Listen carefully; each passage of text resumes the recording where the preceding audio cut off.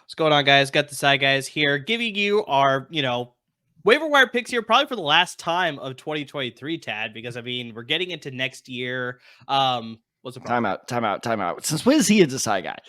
That's Honorary. We are starting a little bit later than we typically record, Tad. I know you do your grades for all your, classes and all that stuff, right? So that's why we're starting a little bit later here. So Al usually joins us at the tail end of our episode, but we caught him here at the very beginning. And, he's probably done recording for the day, but I did want to keep him on just very quickly here. I had a question for it because we did have some USC news today specifically. Will Howard, the quarterback from Mississippi State, has transferred to USC. Kansas State. My mistake. Clearly, that just Mississippi State guys going to Washington. That's what it is. But anyway, so it's like they've got a new quarterback now for the team here, leading into the next season here. Clearly, you could tell by me not getting the college right that it's like I'm not into my draft prep just yet. But obviously, Al and Tad, I'm pretty sure you've seen a little bit of his tape too as well. But I want to pass it to Al first. But just what did you think about this news, and just what do you think about him leading the USC Trojans on offense next season? First thing I want to lead off with is if you guys don't know the draft prep by the Decide guys, you're completely missing out. They make Mel Kiper look like a JV guy. I just want to let you guys know that. So be on the lookout for the draft prep because they were really good. Anyway, so I just ended my show on this. I think he's a Heisman Trophy winner. Whoa. Right? Okay. Right? So, okay. Now hear me out. And this is coming from the guy who last time he was on our show said Caleb Williams should not be going in the top 15. So Al's coming with the hot takes when it comes to USC. I love it. And remember, I said that, and there's a very good reason why. There's a good reason why. For sure. So let's go through it. Baker Mayfield, Kyler Murray, Jalen Hurts, Caleb Williams, right? Spencer Rattler. Those are all Lincoln Riley's quarterbacks. Four out of the 5 have been successful. 3 out of the 5 have won a Heisman Trophy. Right? Mm-hmm. If SC goes 12-0, wins the Big Ten, or even makes the Big Ten championship game, finishes in the top 10, makes the playoff, makes a good run, Will Howard throws up 3,500 yards and has 20 touchdowns like Caleb Williams does, who deserves to be the Heisman Trophy winner? You get what I'm saying? Like, no, you make a good point. The recipe for success is there. So I will say this. Hold on, Tat. Because I see it generally. I'm jumping at the bit here. He's jumping. He wants to get in here. I'm the good decide guy. Remember, I'm not like the guy in Philadelphia. You are the honorary decide guy. Do not make me revoke your title. This is like knighthood in Britain. I will say this. It's going to be interesting to see what he does with a 6'4", 240-pound guy. That's what I'm most excited about. Okay. What he does with a big guy like this in his offense. Are we going to see a lot more QB power, a lot more power read, out of the quarterback, a lot more runs because he is a runner. So I am excited to see this and what he does with a bigger guy at quarterback, but I don't see why not if he puts the numbers up that all 80% of his quarterbacks puts up, why he's not in New York hoisting the trophy. Like, there's all paths leads to that. Like, so I'm excited, but I'm more intrigued to see what he does with 6'4", 240. That's my most excited part. I'm willing to see what he does with that. Well, and by he, I assume you mean Lincoln Riley. Yes, correct. Lincoln Riley. I apologize. The reason I'm chomping at the bit here is not only have I seen some of his tape, I've seen him play in person. He was the Kansas State quarterback that beat TCU in the Big 12 championship 2 years ago when close to it, when I thought that game was going to screw us out of the playoffs, which luckily it did not. So we got that Michigan game. But I distinctly remember being at Cowboy Stadium because I didn't watch a whole lot of K-State that year. And I remember being in that stadium being like, this kid's going to go pro. Like this, like he has all the, skills there. He needs a little bit of refinement. But all the promise is there. And then the weird thing was this year, they flatlined. Kansas State was among the favorites to compete for the Big 12, and they finished in I wouldn't say massively disappointing, but where expectations were, he didn't quite get there. But I don't blame him. It was clearly the coaching staff failed to develop those skills there. So he has all those basic skills on top of that, and also it's like Al said, is Lincoln Riley is not quite at this level, but he does kind of have that feel of a Shanahan of the college level, where it's like he can succeed with everyone. And I know you kind of, list off all those quarterbacks of guys like, all these guys succeeded. That one guy didn't. But even Spencer Rattler kind of rebounded at South Carolina. He showed what, Lincoln Riley saw there. And I honestly don't think he would have done that without Lincoln Riley. So I'm completely with Al here. I think that if everything goes according to plan, which granted is a big if, it's going to be, I think this has a lot of potential. Al, are you okay taking Will Howard over? And I don't know his name yet because he barely played, over that, 5-star that announced he was leaving today. All right. So that's also interesting that I don't want to take all your time. And I'll give you this. I love it. It's draft talk, baby. He's not even going to be ready for the draft. I don't even care. It's true. I'll give you the summary, and you guys will go watch our podcast. It'll be up tomorrow. Oh, the Detroit podcast on LAFB. I think this was a money grab, and this is the problem with NIL and the transfer portal. Fair. And there's no rules, right? You're telling me, as a junior, you're going to be the starting quarterback for USC. No, sorry, he'll be a freshman again this year. So next year he'll be a sophomore. As a sophomore, you'll be the starting quarterback at USC. Hollywood, all the money for you to get ads. Everything is set up for you to be the guy. Quarterback most quarterback Heisman trophies at any Power 5 university. And then you leave. What is the reason for you to leave? You're not getting along with Lincoln Riley? Okay, it's time for you to grow up. You have to learn to adapt. There's no other reason for you to leave, but you're chasing money. Or you know what I mean? Or did he know that Will Howard was coming in, didn't want to sit another year, and then bailed? What doesn't matter? You still would have played for 2 years, and if you were good enough, you would have went. Fair, but that's not what kids think nowadays. Kids want to start. I mean, I okay, maybe, but it was set up for him. It was set up for him. That's a very fair point. You know what I mean? Like it was So there's a rumor going around. Allegedly, he has a shoulder issue, and his shoulder hasn't really healed yet. Interesting. So I don't know how true that rumor is, but his shoulder hasn't really healed yet, and that's where it starts to get weird with this whole Malachi Nelson thing. So that's where I am with that. But we go deeper. We went deep on that today. Really, we have to Matt and Ryan. Real quick, then, shout out the pod. Where can we get all the deep dive? Because God knows I'm checking that out. Not tonight. I'm going to bed after we're done recording. But tomorrow I want to get home from work. Where can I check that out? It's the Salute Detroit podcast on LAFB. Same place as this guy. Go subscribe their show. These two are amazing. Hey, well, man, you're the one with Wow. Amir's amazing because he helps me out with fantasy. Tad just wants me to lose all the time. Now that I'm officially out, oh no, you're officially out too. I'm out too. Yeah, it's just 3 losers hanging out now. Yeah, unfortunately. Damn it. Unfortunately. Damn it. Yeah, we appreciate you popping on and giving us some USC knowledge here. And definitely, as the fantasy season is closing here, we're definitely going to be getting into that draft season. We'll definitely be having you on the show for talking for longer for some of these college prospects for sure, especially when it pertains to USC. So yeah, no problem. Like I said, these guys are the best in draft talk. Like, you get all your money here. It's honest, brutal, especially with that Tad Desai guy. Yeah, I'm obsessed. I'm obsessed. I'm about to spend all winter break starting my draft profile. So you people just get ready. And remember, these two are the 2 good Desai guys. The bad Desai guys in Philly. Oh, damn right. Yeah, definitely. Thank you guys for having me on. I appreciate you guys. Appreciate you. Have a good one, man. Yep. All right. Love starting off the show with some good draft talk. Ooh, a little bit of draft talk. Yeah, exactly. Because, like we're transitioning slowly from the, fantasy season. We're coming towards the end here. We're here in week 16, which is the start of the playoffs for a lot of leagues, or it's the middle of the playoffs for a lot of leagues as well. So this is a very critical season here.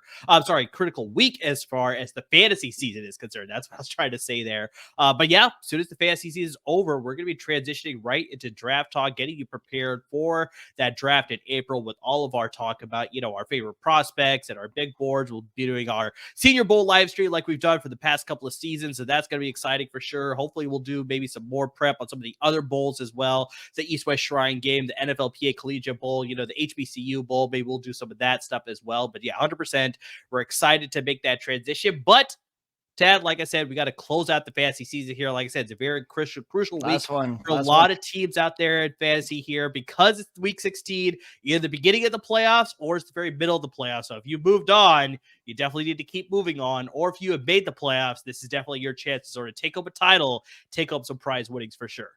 Oh man, I'm stealing this, but because you're a watcher of How I Met Your Mother as well. But this term is just so great for so many reasons. I get graduation goggles every year with this. It's like I am so sick of doing Stardom Situm, especially this late in the season. But the fact that it's our last Stardom Situm of 2023, I'm just like, oh, I'm gonna miss Stardom Situm. I'm gonna miss looking at those roster percentage numbers. I'm gonna miss being like, okay, great. I found a great player. Shitty matchup. Damn it. Like it's just it's fun. I'm gonna miss it. At the same time, I'm not gonna miss it. But you know what? Screw it. One last time, buddy. Let's win these people some championships. 100% with our Waiver episode today. But definitely, Tad, one thing that we'll never miss, because this continues all year round, you can bet with our good friends at Underdog Fantasy, because they've been a fantastic partner with us for the past month and a half, close to 2 months now. And it's just an easy and fast way to sort of get into some fantasy football action, as well as some betting action as well, because you could do one of two things. You could play the fantasy route, where you play their best ball platform, where you sort of just draft a roster. It doesn't have to be for the NFL. You could do it in basketball. You could do it in hockey. It's going on right now. You could do it in college football. You got the bowl games going on as well. So you just draft a roster. You let everybody play. Underdog will take care of all the point calculations for you and give you the best roster possible every single week. So you don't have to worry about like, oh, I started this guy, but he only got me 2 points, but I left this guy on my bench and he got me 30 points. It's like, you don't have to worry about that. Underdog eliminates all that hassle for you. It gives you the best lineup each and every week. So you're always ready to go, always getting the maximum amount of points each and every week. Very good to just sort of set and forget with your fantasy football if you don't want to deal with all the waiver wires and start sits and trades and all that stuff. So a very fun way, easy way to get into fantasy football. But me and Tad prefer the other side of Underdog Fantasy, and that is the betting side, where you sort of make anywhere from 2 to 5 different picks. You can make, prop bets. Tad, I know you brought up one of your friends loves the Rivals, where you go head to head, where it's like, who's going to have more catches in tonight's game that just finished? AJ Brown or Devontae Smith? Who's going to have more passing yards? It's going to be Drew Lock or Jalen Hurts. And then there's also that fun modifier of that one player may get a handicap, as far as like Jalen Hurts will get plus 20 for passing yards compared to Drew Lock. And it's like, oh, will that actually play out? I don't know. It's going to be very interesting. So you make anywhere between 2 to 5 picks, and depending on how many picks you make, you get that much more of a multiplier on top of the bet that you make. So you can make that much more money. They give you lots of these like free bets where it's like, Jalen Hurts has to get half a yard today, and that's the bet. It was Lamar Jackson this week, and it was like, Lamar Jackson. I like that one. Exactly. I like that one. So they give you lots of free ways to sort of get in the action, to get your, get you in there into the spirit, to just, get you some free picks along with some of the other picks that you actually have to make. So it's just a really fun way. They're really trying to get you into the fun there to get you some money. But here's the best thing, Tad. They gave us a great promo code that we're sharing with you, all of our viewers and all of our listeners. Use our promo code DESAI, DESAI. You could double up on your initial deposit of $10 or more, up to $500, courtesy of our good friends at Underdog Fantasy. So all you have to do, Tad, is just use our promo code. Whatever your first deposit is, they will double it up dollar for dollar. So hypothetically, Tad, if you bet the max, if you deposit $500, they will match that $500, and you will get to bet with $1,000 on their fantastic platform. So, I mean, you can really get into some fun betting action for the rest of the year. You can blow it all on one bet. I mean, you can have a ton of fun with that $1,000, but the only way you can sort of get that potential $1,000 is use our promo code DESAI, DESAI. You can get on the action. Once again, you double up on your initial deposit, only the first one, your initial deposit of $10 or more, up to $500 using our promo code. But Tad, they've been fantastic partners. I love promoting them because it's just a great partner that we've had, and I love using their platform. I love that you included that last part of I love using their platform, because it is just so easy to use. And look, nothing against previous companies or anything, but certain companies, we had a lot of great partners, but certain companies have, websites that are a little hard to navigate, to the point where even I'm hitting up a Murr, like, where do I find the prop bet? So we can do this week's episode. Like, that is an actual conversation that happened last year of like, contacted me and was like, where are your picks for this week? I'm like, I don't know. Like, I don't know where to find them. Very you will true. not have that problem with Underdog. It is so simple to use. It is so user friendly. I know I say it every week, but I say it for a reason. It's really, really fun to use. That's the best word for it. It is just a fun thing to use. My friends have been nonstop texting me. Here are my pick. I'm not even joking here. I got 4 texts of here are my picks for the Sunday night game. Wow. Not Sunday of like, here are my picks for, NFL Sunday, the Sunday night game. That was it. Imagine how many I got for the day of Sunday. It was seriously quite a bit. And it's just, my friends love it. I love it. They are such a great site. And look, even if they weren't partners, I would still probably be shouting them out because they are just that good. And they're exploding in popularity too. And there's a reason for that. So Underdog Fantasy, be sure to check them out because they are just the best partners in the world. They take good care of us. We take good care of you guys. And you know what? Let's just make this a trifecta. We all just take care of each other. It's Christmas season. It's holiday season. Let's just all take care of each other, and we're all one big happy family, unless you don't hit that over. 1.5 touchdowns, Trevor Lawrence. Come on. Yeah, that one hurts. That one hurts. That Calvin Ridley touchdown. That should have been a touchdown, unfortunately. One time I'm cheering for the Jags. Hurt Tad a little bit there. So, all right, Tad. So that's, we gave our shout out to our great sponsors there. Make sure you use that promo code. But let's sort of get into our waiver wire picks and definitely get into some injury news because, unfortunately, Tad, I don't know if you saw this one on Sunday night, but this was a pretty severe injury. Do not watch the replay if you are squeamish at all, because it is not a good injury to sort of see as a replay. But unfortunately, Keaton Mitchell of the Baltimore Ravens, the running back there, he suffered a very gruesome leg injury in the fourth quarter in that night game against the Jacksonville Jaguars. I mean, seriously, do not look at that replay because it is gross. It was one of and football's the weird sport where like the contact injuries, like they look brutal, but they never make you go like that, like kind of like the blind, put the blinders on. It's always the non-contact ones where you're like, nope, nope, nope. No, unfortunately, it was just Yeah, I'll admit I did not watch that because I'm not gonna lie. At that point, I lost my over/under with Underdog, and I was just I was being very bitter. So I was just like, fine, I'm not gonna watch this.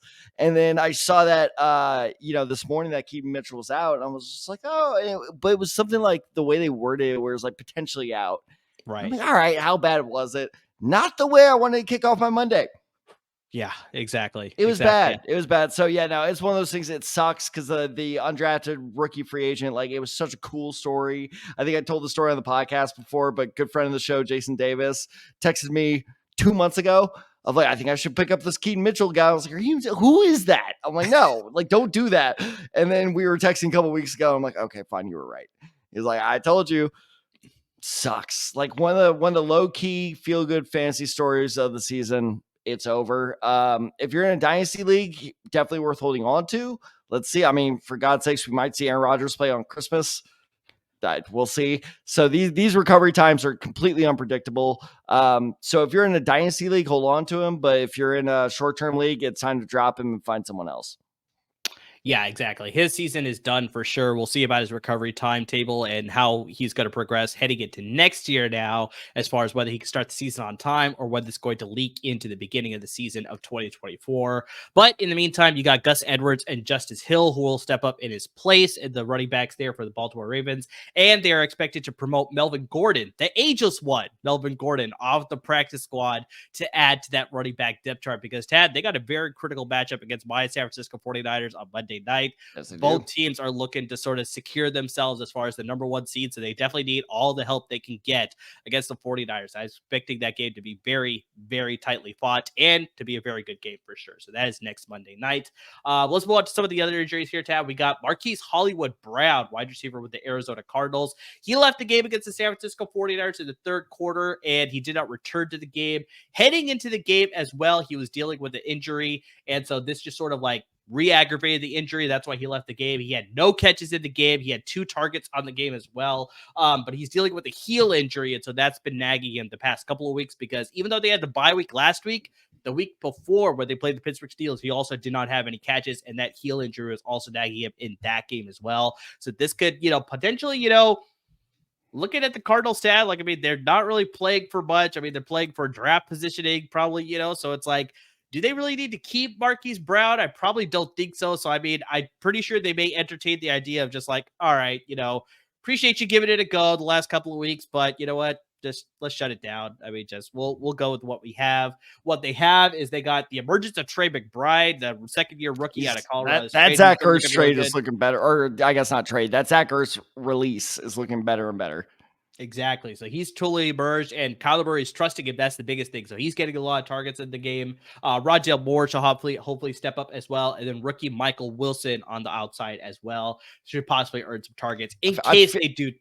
I feel like Arizona has been saying Rondale Moore should step up for like 3 years now. Yeah, it has been a long time. So, I mean, we'll see finally if it'll happen here down the stretch. But just, yeah, so I don't expect Marquise Brown to be a very contributing factor, even if he does play the last couple of games of the season. But like I said, I wouldn't be surprised if Arizona, I should say, I was about to say Carolina for some reason, but Arizona may decide to shut him down for the rest of the season because, like I said, they're not really playing for anything. So it's like, why risk any further injury that could, suffer something like Keaton Mitchell suffer. It's like, we don't want that. Let's just make sure he's all right. Then, start again at start of 2024.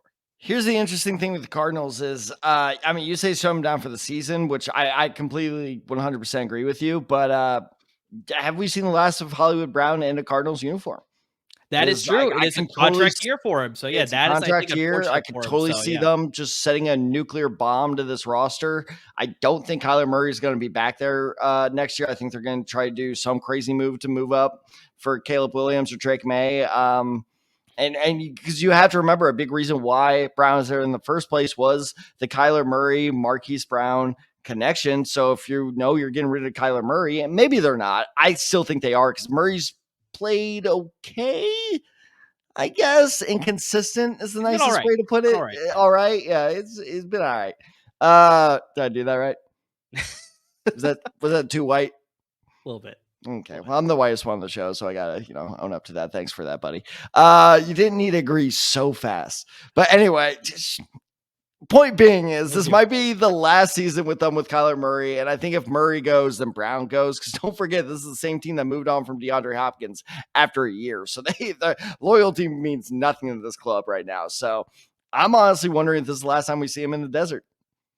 No, 100%. That's very accurate. Because, yeah, especially just, with Jonathan Gannon coming there, Drew Petzing, maybe they want to build the roster. They have zero ties. To keep exactly. They have no ties to Marquise Brown.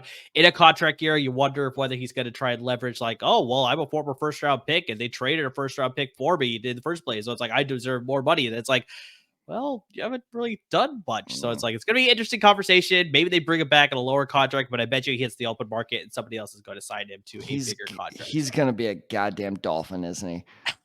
That would be insane. Sure. But yeah, so we're still about 2 months away from the off season as far as whether all that, what's going to happen with all of that for sure. But let's move on to another receiver, Tad. Actually, there's breaking news later today.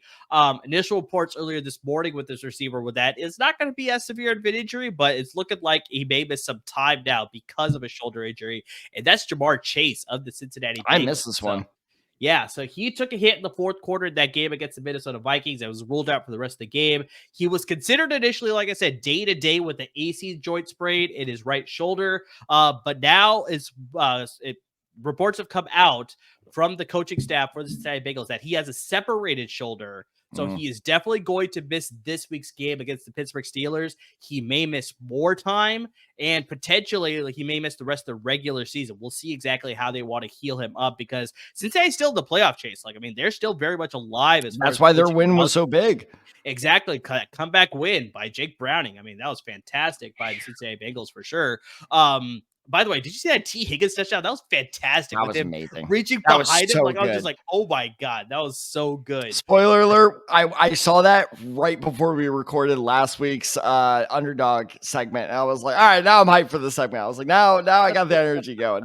That's amazing. Right. That was going on at the same time. You're absolutely right. We're coming at the end of that game. So yeah, exactly. That's what happened. But that was fantastic. So, so without Jamar Chase potentially for the rest of the regular season, if Cincinnati makes the playoffs, I'm pretty sure he should be fine for that. But I think it's just for sure we're going to have to wait and see exactly what's going on with this healing process. But this week for sure, he's probably not going to play. It has not been confirmed that he is out, but it's looking that way based on all the reports that I have read. That's looking like Jamar Chase will not be able to go for this game against the Pittsburgh Steelers in a crucial divisional game. But like we're sort of talking about, T. Higgins stepped up big in that game. You obviously got Tyler Boyd on the team. Tanner Hudson at the tight end position has supplanted Irv Smith Jr. as the starting tight end. So, I mean, he's been looking pretty good for them as well. So, I mean, we'll see exactly how Cincinnati is going to fare as far as their offense is concerned and whether they're going to make a playoff spot. But in the interim, they have a lot of good pieces that, we're talking about Marquise Brown in a contract year. T. Higgins is in a contract year. So you best believe he's going to make bank.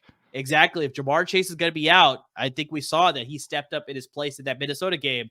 Now with sort of confirmation that Jamar Chase may be out for another couple of games, you best believe that he's going to give his best effort to really rack up as many stats as he can in case they don't make the playoffs, that he can sort of end the season on a very high note to exactly like you said, Tad, cash in the offseason. So Jamar Chase being out, that's going to be a little bit tricky for fantasy managers who rostered him, but Cincinnati's not going to be that disappointed with him. I don't think him being out. All that lead up for that, really. Yeah, I stumbled in a little bit.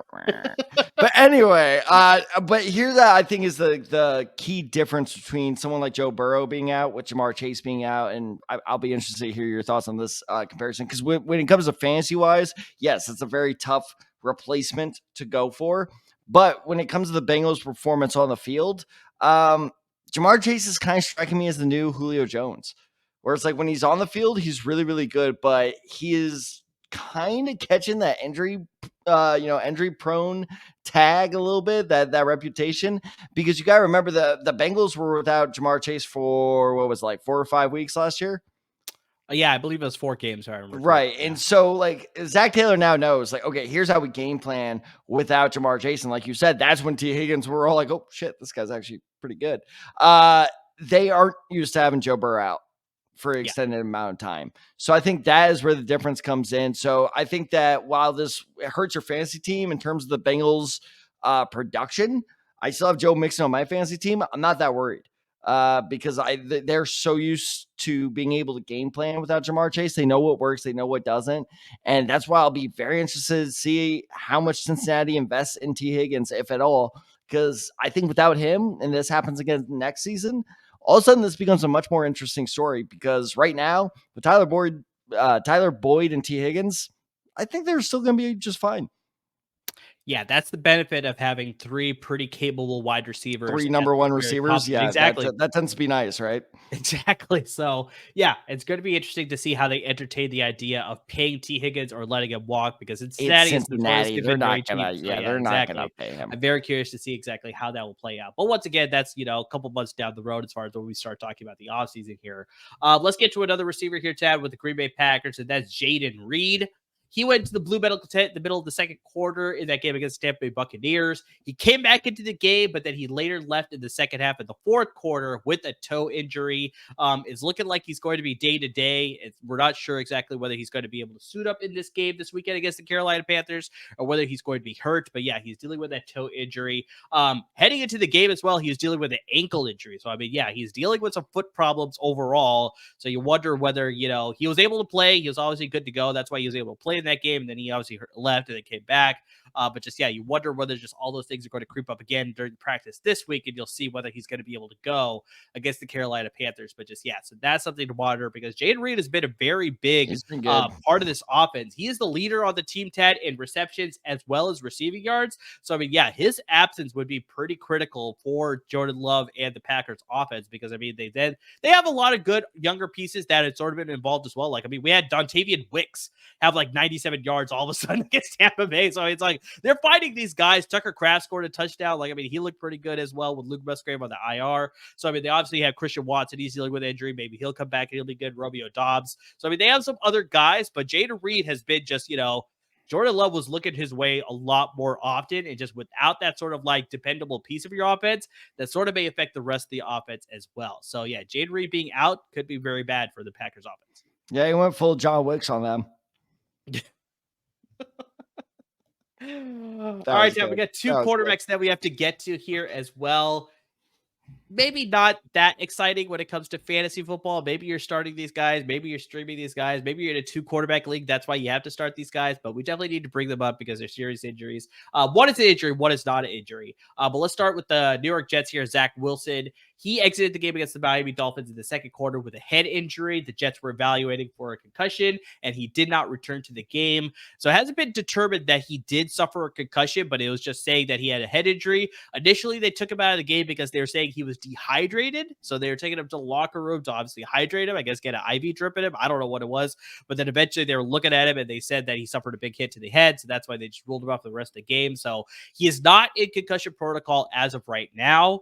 But we'll see exactly how the practice week keeps going on here and whether he does get put into the concussion protocol, because that would be, and Trevor Siemian would then have to step up because he stepped up in that game against the Miami Dolphins. Real bad. Yeah, he did not fare any better than Zach Wilson did. They ended up getting shut out in that game, 30-0 by the Miami Dolphins. So, yeah, this upcoming game does not spell any sort of, relief if Trevor Siemian was under center. Like, I mean, it's going to be very interesting to see what happens there. But, yeah, Zach Wilson, Trevor Siemian, if you're starting any of these Jets quarterbacks, like, you must really have some sort of weird settings in your fantasy league. If you're in the playoffs with Zach Wilson like that, exactly. You come on this show. I will give you my mic. I'm very curious to see exactly, hit us up on our social media. You see it down there below. God, like, if you're starting Zach Wilson or any of the Jets quarterbacks for your fantasy league this year, like, I'm very curious to see that. Like finding Bigfoot. Like I said, it's probably if you're in a multiple quarterback league, or it's like you're in a very small league where your roster is expanded. Multi-QB leagues don't count. I mean, that's the only thing that I can think of. That's the only thing I can think of. So we'll see about that. Well, and can I just say real quick, it's just like that I think it was Diane Rossini. Diana Rossini, yeah. Diana Rossini, thank you. So when she reported that story about like Zach Wilson not wanting to come back, and like I don't know if you saw this, but on Twitter, the New York fans went after her. Like I missed that. It got pretty brutal. It got pretty brutal. And it was very typical like Jets fans where I'm like, oh, I kind of like the Jets. And they do shit like this. I'm like, oh, that's right. That's why I hate you. That's why. By the way, I'm at Emergicide23 if you want to come after me. But it was just funny because I was like, I was reading up on that story and everything. And apparently it wasn't so much that he was looking out for, it wasn't so much that he just flat out didn't want to play. He was just like, I don't trust his offensive line. Yeah, apparently the issue. And then all of a sudden he gets all this typical New York pressure of just like, you got to be there for your teammates. His teammates sure as shit weren't there for him because he got destroyed. It was just like, this is exactly what he was worried about. Yep. I do not think, because of course New York fans are on Twitter now calling conspiracy. He's not actually hurt. He's faking it. No. I think he 100% is kind of like, I think he's concussed, but he's not concussed badly enough where they can really be like, oh no, it's bad. So it's just like, I feel so bad for that kid, dude. Like, just get him to another team already. Like, let's make this kid the next Geno Smith or Drew Lock after tonight.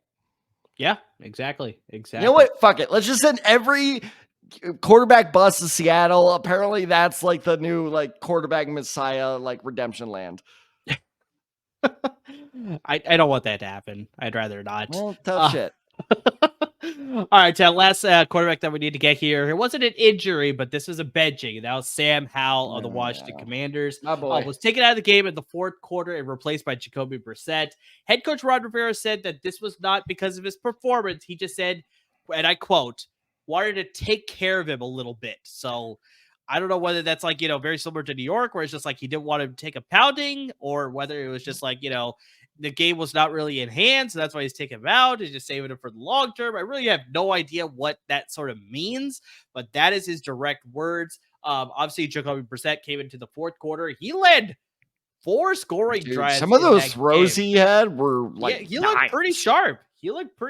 And he brought the Commanders back after they're trailing 28-7 heading into the fourth quarter. Head coach Ron Rivera has said that Sam Howell remains the starter heading into next week when they play the New York Jets. But I mean, with the performance that Jacoby Brissett had, I mean, it's just like, do you entertain the idea of maybe going with Brissett? Or it's like, whether you stick with the future, that's like, we need to make sure Sam Howell is the future of the Commanders here. And so it's like, we need to make sure he stays the quarterback for the rest of the season here. I mean, just like, I don't know. The way Jacoby Brissett looked, it's like, if you're still trying to win some games, I don't know why you would be. I'd rather be angling for that better draft pick, but if you're looking to get some wins, I mean, Jacoby Brissett looked pretty solid. No, he looked better than solid. He looked good. It was funny because I was like, look, I love Minshew. Minshew is outperforming every expectation I had for him this season. But even then, I was still watching Jacoby Brissett like, you want to come back to Indy? We could use you. Come on. And that's actually funny because I was watching the highlights on NFL Network. They're doing their game day final where they just go through the entire league highlights. And they're talking about the Washington Rams game, right? They were talking about Jacoby Brissett and Maurice Jones-Drew, who's like the color guy when they're doing the highlights or whatever. He specifically said, he's like, I'm surprised nobody tried to trade for Jacoby Brissett. And I was thinking the same thing. I was like, I'm surprised nobody did either, especially when people needed a potential quarterback during that trade deadline. I don't doubt that maybe some teams called Washington. They were like, oh, is Jacoby Brissett available? They probably said no. But it's like, I'm surprised that just there was not more talk about it. That's like, oh, Jacoby Brissett may be in trade discussions with, this team or whatever. So it's like, I saw that. Then obviously you look at the way he played. It's like, yeah, I'm surprised more teams didn't potentially call to acquire him because yeah, he's a pretty good quarterback. He's good. No, he's good. He's good. And like I said, he was probably of that horrible, 2 or 3 year stretch where Indianapolis was doing the quarterback carousel. He was my favorite.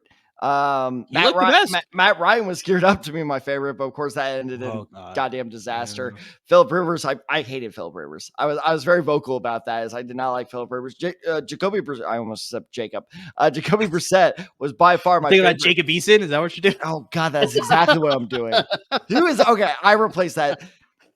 Philip Rivers was not my least favorite. Jacob Eason was my least favorite. Actually, it's not true. Jim Sorgi. No, Curtis Painter. Curtis Painter was my least favorite. Curtis Painter. I forgot about him. That blonde-haired son of a bitch. But anyway, no, Jacoby Brissett's always been good. And like I say, he was throwing dimes to Terry McLaurin. And the whole time I was just sitting there like, I kind of miss this because he is really good. But, I actually do believe Ron Rivera. Now, do I believe it to the extent you do where it's like this might maybe our future? No, but I think they know he can be the bridge guy. Sam Howell can be the guy of like, okay, I'd be shocked if Washington made a big time play for a quarterback this offseason. I could see them going for a mid-round guy. Probably not Quinn Ewers because it looks like he's going back to Texas. Like if Penix starts slipping, I could see Washington going for him and them being like, let's not start Penix. Let's do Sam. We know we can win with Sam Howell. Let's start with that. I think like kind of retaining his confidence is a key thing. But it's just one of those things like I think what happened this weekend was kind of a baseball play in football. And what I mean by that is it's like when your starting pitcher, no matter how good he is, just gets rocked for like 6 runs in 2 innings. And it's like, really? You're taking Kershaw out in the second inning? It's like, look, we got to retain some semblance of confidence here. Let's just get him out of here. Yeah. Had a bad game. Don't worry about it. And because I honestly, I don't know why that's not more common with quarterbacks.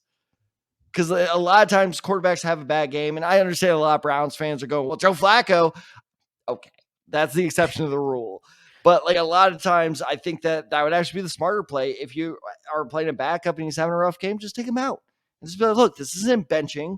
You're just like, clearly this isn't your game. Just take a timeout. We'll just put the other guy in. If you suck or if he sucks, great. Then we're screwed anyway. So who really gives a shit? So it struck me as kind of like a bullpen replacement type of move. Yeah, I think that's exactly what the move was. But like I said, you sort of look into what he said. It's just like I said, I don't quite understand it, but it seems like Sam Howell is still the starter for this team. And we'll see exactly what happens with the future of the franchise, whether that's Sam Howell, whether that's somebody else. But those are our week 15 injuries here, Tad. Let's get into our week 16 waiver wire picks. Give me 3 of your favorite picks, though. Not all 3 at once, but just give me 1 of your 3 favorite picks for this week. Especially, like I said, with a lot of people in the fantasy playoffs, they definitely need some possible help with, if they had Keaton Mitchell rostered, it just whatever it is. If they need some help at any of the positions here, who's one of your favorite guys? I'm gonna cheat here. I'm gonna do 4, but I'm gonna do 1 really, really fast, or at least I'm going to attempt it. This is not a good start. Seriously. Okay. All right. Right. This is the one I'm gonna go fast on. Should be the comeback player of the year is Baker Mayfield. He is rostered in 49% of ESPN leagues right now. He is on a hot streak. He had 19 points 2 weeks ago and 29 points this past weekend. Now, he's going up against the Jacksonville Jaguars. And when I first saw that matchup, I was like, ooh, I don't like that. But then I actually did some research, as I normally do. Guess what? Jacksonville has a 30th ranked pass defense in fantasy football this year. That secondary is really not that good. Look out for them to make a stinky play for a good cornerback, Tre'Davious White, anybody? But back to fantasy football, the Jacksonville Jaguars have allowed 4 of their last 6 quarterbacks to go over 20 points, and more than half of the quarterbacks they played all season to go over 20 points. So yes, they do tend to play well against bad quarterbacks, but at this point, I think Baker Mayfield has played himself out of that conversation of a bad quarterback. And not to mention the Bucs defense hasn't done a whole lot of good this season either. Did you notice that Devin White was a healthy scratch this week? I don't know if you saw that story. Interesting play. Developing offseason storyline right there. Please, God, Indianapolis, do not overpay that man. But point being is that Buccaneers defense isn't good. The Jags defense isn't good. I see a shootout coming, and I see a pretty good start with Baker Mayfield. Now, on to the ones where I'll slow down a bit and I'm cheating a bit here because he met our, what's the word? Our threshold. Threshold. Thank you. That's actually exactly the word I was thinking of. He met our threshold by 0.4%. This man is owned in 69.6% of ESPN leagues, and that is Devin Singletary. This Texans backfield has been back and forth all season, but get this. He had 26 rushes against the Tennessee Titans. And look, granted, yes, that over time, that was just back and forth, all those goddamn punts. That was peak AFC South, by the way. But yes, I understand that kind of like stretch out his stats. But here's a set that I'm really paying attention to. All right, let's play our favorite game real quick. Over under. Let's go 4.5 touches for Dameon Pierce. Are you talking about just that game against the Titans? Just that game against the Titans. I'm going to go under. 1. Wow, 1. Not carry, not catch. Just total touches in that game. Wow. Okay. Devin Singletary is clearly the man in Houston going forward, at least for this season. Maybe. Well, talk about, Seattle being a quarterback renaissance, but sometimes, these running backs need a new home too. Because you look at Zach Moss with Indianapolis. He's completely tearing it up there. Then obviously you got David Singletary, formerly of Buffalo as well. Now he's sort of found a second home here. He's looking really good in Houston. Exactly. And now I know what a lot of people are thinking. They're jumping on their computers looking at, okay, fine, Tab. We'll get Devin Singletary. Who they play? They're playing the Browns next. Are you insane? But here's the thing. I had the same reaction where I was like, damn it, there goes my pick. But then I actually did, as I normally do, my research. The Browns have, and this is still good, don't get me wrong, the 12th ranked rush defense, which is surprisingly lower given the reputation their defense has than I thought. And then I decided to dig a little deeper and get this. They've allowed at least one rushing touchdown in their last 5 games to their opponents. So I think that while Devin Singletary is going to blow up for you, I think a lot of people are going to play him as running back too. I think that's a mistake. But I think playing Devin Singletary as a flex is a pretty worthy, it's a risky one for sure, but I think it's a pretty worthy play. Then my final one is, I said I was going to fit in 4. Josh Palmer. I know this was risky. I know it's risky. I know you're just like, they just let up 63 points, but guess what? That's not Josh Palmer's fault. He had 4 catches on 4 targets for 123 yards and a touchdown. Basically, he was the only good thing that happened to the Chargers that entire game against the Raiders. And I think that now he's finally back from IR. He's doing the Independence Day. I'm back.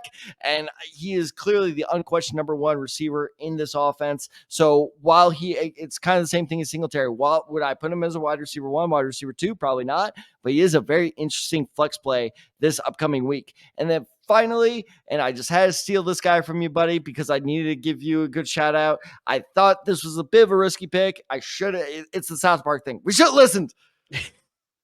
Isaiah Likely. Yeah. That man is a monster. He is so good. He had, what was that? I have in my notes. He had, he had 17 points last week, and I thought that was a flash in the pan. It was not a flash in the pan. That man is a man of consistency. He had 15 points this week. And look, I mean, yes, he is going up against your San Francisco 49ers, like you said. And yes, they do play the tight end fairly well. But another guy you brought up earlier, Trey McBride, the Niners defense did allow him to put up 15.5 points. And on top of that, let's admit it, this game is going to be a shootout. I am so excited for it. And Lamar Jackson loves to lean on his tight ends. So I actually see another big game for Isaiah Likely in there. And let's do another one. Over under 52% roster percentage for Isaiah Likely. I think it's just under. I'm going to say under. Yeah, you won the last one, so I cheated. It's exactly 52%. Oh, of course it is. Of course it is. Because I remember seeing his roster percentage, and I was like, oh, he's still actually widely available. And I think that's the thing. I Like was Chad shocked. said, Lamar I Jackson saw likes his to use numbers. his I was like, tight ends. he's not going to meet the threshold. See, I remember this time. He's not going to meet the threshold. And then I looked, I was like, 52%? Okay. And the quickest notes all night. Yeah, I mean, just the fact that he's still widely available as he is, especially with 2 back-to-back performances, and just him stepping in for Mark Andrews, he's going to take a big part of this offense. Lamar Jackson likes to look his way, and he just brings a little bit more athleticism than Mark Andrews brings to the position. He's So a I little think, faster. Obviously, you saw that play where it's like Lamar Jackson was like scrambling out of the pocket. He avoided a couple sacks, and then he hit that bomb to Isaiah Likely, who caught it between 2 defenders. Like, I mean, this is what Likely is going to bring to the position the rest of the season with Mark Andrews out for at least the rest of the regular season. So, yeah, in a game against San Francisco 49ers, even though they have a very good defense, they played really well against Arizona. All that garbage time let Trey McBride get a lot of yards. And so, yeah, if the same thing happens here with Baltimore, I don't think it's going to be a shootout. I think it's going to be a little bit closer, but I think Lamar Jackson is going to be looking for the guys. Shootout just means high scoring. It's going to be a close game. It's just going to be a high scoring. See, I don't think it's going to be high scoring. I think it's going to be very middle tier. So, but just regardless, I think Lamar Jackson is going to look for his consistent weapons, and that guy is definitely going to be Isaiah Likely. So, yeah. All right, my last 2 picks. No analysis. Just giving out my picks. Texans defense against the Browns. Risky pick, I know, but I like it. And then Jason Sanders with the Dolphins. 42% roster rate. Not bad. Not bad. I only got a couple picks here, but I'm going to go the quarterback position in case you need to pick one up, especially if you had Justin Herbert rostered. You stole my pick, you bastard. But I already brought this guy up before, but Jake Browning, other Cincinnati Bengals, he's only rostered at 36.7% of ESPN leagues and 47% of Yahoo leagues. I mean, just Browning is keeping the playoff hopes alive for the Cincinnati football fans. They were trailing 17-3 heading into the fourth quarter. Browning led 4 scoring drives, which includes the overtime drive to beat the Vikings 27-24. He's averaging nearly 300 passing yards in the 4 starts that he has this season and a nearly 2-to-1 touchdown to interception ratio. He's also scored 20 or more fantasy points in 3 straight weeks for the Cincinnati Bengals. Coming into this week, they're playing the Pittsburgh Steelers. I know they may be without Jamar Chase, but like we started talking about, they got T. Higgins, they got Tyler Boyd, they got Tanner Hudson, they got Andre Yeshivas out of Princeton, the rookie. So I mean, it's like they got a lot of weapons that I think they should be just fine. Jake Browning is sort of taking what the defense gives him. And Ted, I don't know if you saw it. I'm pretty sure you probably did, but just he came to the sideline after that. You should deleted to overtime, and he slams his helmet to the ground. He screams to the camera. And he says, "You shouldn't have effing cut me." And he's talking about specifically the Minnesota Vikings who did cut him, and he was signed by the Cincinnati Bengals. That is the new. It is funny because I did see that this morning. I didn't see it on Sunday. I actually saw it during my lunch break today. Yeah. That's the new. You like that? Yeah, that is, yeah, that's definitely very, very good for sure. So yeah, he's definitely brimming with confidence. He is very much a very good piece of this offense. And, yes, Joe Burrow is definitely head and shoulders more in talent as far as Jake Browning, but they're not skipping a beat with Jake Browning under center either. So it's like they can still run a lot of their same offensive plays. So if you need a streaming option, like we talked about, if you're playing in a multi-quarterback league, if you had Justin Herbert rostered, or just, you need a quarterback help, I think Jake Browning could definitely do some good for you this week, especially when you're in the playoffs. Like, you think it may be a little bit of a riskier play. I don't think it is to be that much of a risk. No. I think it's a very confident. He's proved himself. Sure. I'm going to get to the wide receiver position here. I already brought up this quarterback already, but I'm going to bring up a receiver who actually started our DraftKings lineup as a very cheap sort of cheap sort of like, bargain play option, but he actually came through for me. And that's Curtis Samuel of the Washington Commanders. He is rostered at only 42.3% of ESPN leagues and 37% of Yahoo leagues. He's become sort of a favorite target in this Washington offense because, Tad, in the last 3 games, Samuel has 26 targets, 18 receptions, 206 receiving yards, and 2 touchdowns. These are all the highs in that 3-game span, especially when you consider that he is on the same team as Terry McLaurin. He is getting more targets, receptions, receiving yards, touchdowns, more than Terry McLaurin in this 3-game span. I think just Sam Howell just found a rhythm with him over the past couple of weeks. And it's looking like he's becoming a very dependable piece. They are playing a very tough defense in the New York Jets this coming weekend, but I think he can sort of take advantage of just the slot role, taking advantage of just not playing on the outside with the Sauce Gardner or a DJ Reed on the other side, taking advantage of the slot and being able to sort of work the zone of the areas that he can sort of find to sort of sit and be a productive sort of open piece for Sam Howell to sort of just continually move the ball down the field in very small chunks. So it's like, I like him to still have a very good game. Washington also just likes to air it out. They like to throw the ball. So even if they're playing from behind, that's the enemy for you, though. Is like exactly. So even if they're playing from behind, definitely that's going to be garbage time. But they are leading the league in passing attempts, and they are ranked 12th in passing yards as well. So I very much like them to pass the ball a lot. I very much like Curtis Samuel to continue his hot streak that he's had over the past 3 weeks. Then the last guy, Ted, that I want to bring up, Tucker Kraft, the rookie tight end with the Green Bay Packers. I already mentioned this earlier, but Luke Musgrave is still on the IR. He is a very favorite tight end of ours coming out of the draft out of Oregon State. Unfortunately, he is hurt. This is another guy that we're both very big high on. Out of South Dakota State, very same school that Dallas Goedert went to. I think just, something that I've said many, many times before, and I will continue to say this because Sam Laporta is the exception to the rule, but rookie tight ends take a little bit more time to get used to the NFL. And so now we're starting to see that's like, we're coming towards the end of the season. Here we are in week 16. Tucker Kraft is starting to become a very dependable piece. Like we talked about, Jaden Reed, he may not be able to suit up this week when they play their game this weekend, but I very much like Tucker Kraft to be a very dependable piece for Jordan Love. He's got back-to-back games with double-digit fantasy points. He's got back-to-back games with at least 50 receiving yards as well as 4 receptions in both of those games. And over the last 3 games, he's had at least 5 targets in each of those 3 games as well. So with Jaden Reed possibly not being able to suit up, obviously we talked about lots of the inexperience at the receiver position as well as the tight end position. If Tucker Kraft is playing the way that he has been the last couple of weeks, I think that's a dependable option that you can have as a streaming option at the tight end position in case you need it here in the fantasy playoffs. So South Dakota State mascot, Jackrabbits. Damn it. Yeah, with these smaller schools, I love all their weird mascots because they're not your traditional. It's not like, the FBS where they got like 3 teams that have Wildcats as their mascot. It's like they got the Jackrabbits. They obviously got North Dakota State with the Bison. We've already brought it up with the Colorado School of Mines, the Miners. Like, that's just fantastic stuff. UTSA. Roadrunners. Fuck. UTEP. Yeah. They're the Miners too, actually. Damn it! I was trying. Yeah, that one. I was like, I could picture the guy. That's their logo with the pickaxe, and I was like, I think it is the Miners. We're talking about the Miners there. I love the Duquesne Dukes. I mean, there's like Texas State. I don't even know this one. I think I know this one, but I don't know for sure.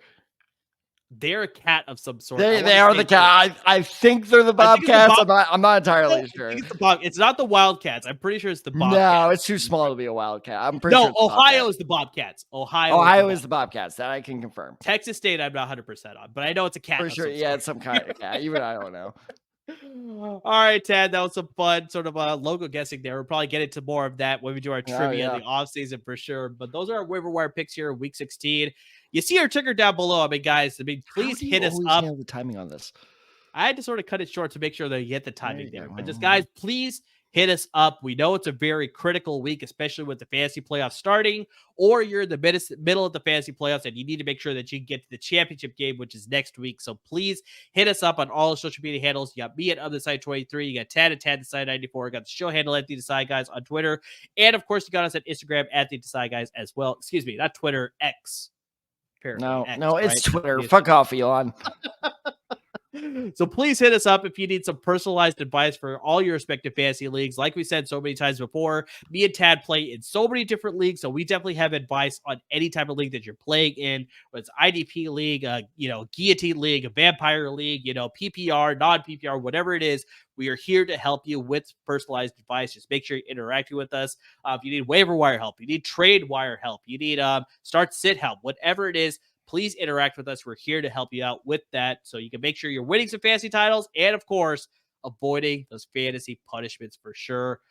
Guys, wherever you listen to your podcast, make sure you subscribe. Whether you're listening on Apple Podcasts, Google Podcasts, Spotify, listen right on the LAFB Network website as well. Just hit that subscribe button. Always be up to date with our podcast. Watch us on YouTube. Make sure you subscribe to our YouTube channel so we're always up to date with our YouTube videos as well. And please, we had Al at the very beginning of the episode. He gives a lot of great content, but there's a lot of other great folks that give a lot of great content on our parent network at LAFB Network when it's coming to the USC Trojans, the UCLA Bruins at the college level, and, of course, on the professional level with the Los Angeles Rams and the Los Angeles Chargers. So, I mean, lots of great content coming from them. So give them a support because without them, there would be no us. So, I mean, guys, to everybody who's already interacting with us, who's listening to the podcast, who's watching the videos, who's asking us for advice, I mean, just anything and everything that you're doing to support the podcast, We really can't thank you enough.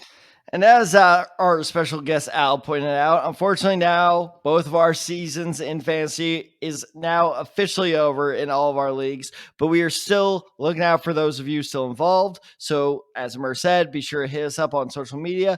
We have another Stardom Stidham episode coming out later this week. Another one of our, that is our last one of the season, correct? It will be the last one of 2023, most likely. I mean, we may have a few smaller episodes, but I mean, yeah, the best way you can find out whether all our episodes are dropping, just make sure you subscribe wherever you listen to your podcast or watch our videos. Exactly. And like Amir also said, is for those of you in the same boat as us, where it's like my season's over, what do I care?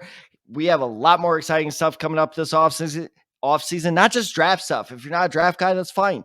We do free agency recaps. We do free agency previews. We're going to do end of the year fantasy look backs. We're going to give out awards and everything like that. It's going to be a really, really fun January. We're going to play around a lot this January with some new stuff. So be sure to tune in to our YouTube channel, our Spotify channel, our podcast channel, basically wherever you find your best podcast. That's where you can find us. So as always, everyone, thank you so much for listening. Thank you so much for watching.